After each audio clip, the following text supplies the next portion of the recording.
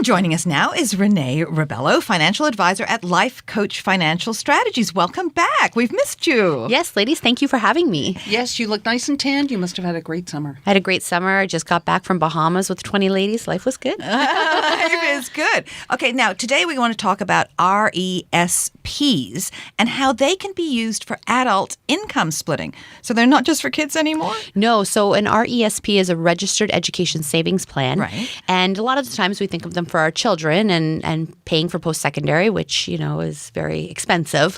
But they can be used as an income splitting tool for adults too. So if there's any idea that you might want to go back to school, you can use your lifetime limit of $50,000. So if you've maxed out your RSPs and you've maxed out your TFSA limits, you can actually put up to $50,000 in an RESP, a registered education savings plan, and allow it to grow tax-free also. So then you have the ability to keep the money in there for up to 36 years. And then you can, as long as you name the RESP in both spouses' name, you can actually pull the money out and attribute all the tax to your spouse, who may be in a lower income earner. I don't even begin to understand why would it then be called a registered education savings plan when it's got nothing to do with education. It's a savings plan. Well, it does, because there is tax implications for pulling it out, and there is rules around pulling it out and how it has to roll into your RRSP at that point. There's a bunch of little tidbits of information that is just way too vast to go into in this segment, but the possibility is there to be able to do it as a tax strategy. I understand all that. I just don't know why it would come under education. Because it's got nothing to do with that. But anyway. The idea is you're supposed to put it in with the idea that you're going to go to post-secondary. To some kind of educational. So we're talking about like a lifetime learning situation. Nope. Lifetime learning program is a different thing altogether, where you have money in RSPs, which is also available for adults. And it's a program where the government allows you to pull up to $20,000 from your RRSPs to finance your education also.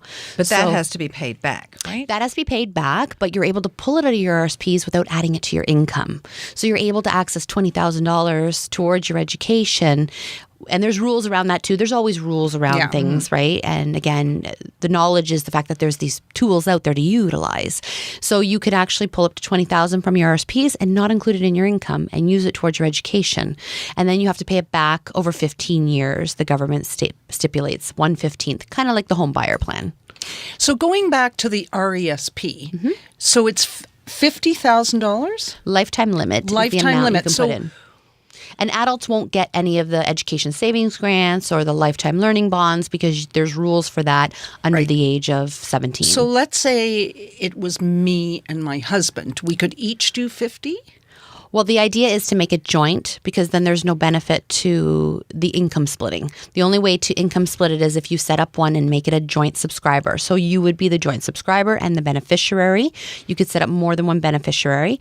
If you chose to go to school, then you have the funds there. They grow tax sheltered. Right. And then if you do not go to school, then you can wind it up and you can attribute the income that you made on the money to whatever spouse has a lower income.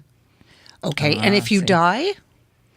Well, it's the same. It has to be left. You have a beneficiary and it's left through your will. You can name a... So you're thinking about this? Well, I mean, I don't have a spouse, so I'm just wondering. I think, I'm always thinking about what. Well, for you as a single person, you would put it in and then pull it out later when you're in a lower income bracket. So in retirement. So when you're working, you're in your highest level, ideally, of income and in the highest tax bracket. Right. So if you had 36 years that you were able to keep this product open, then you could time it that you now are pulling it out later when you have a lower income and you're in a lower tax bracket.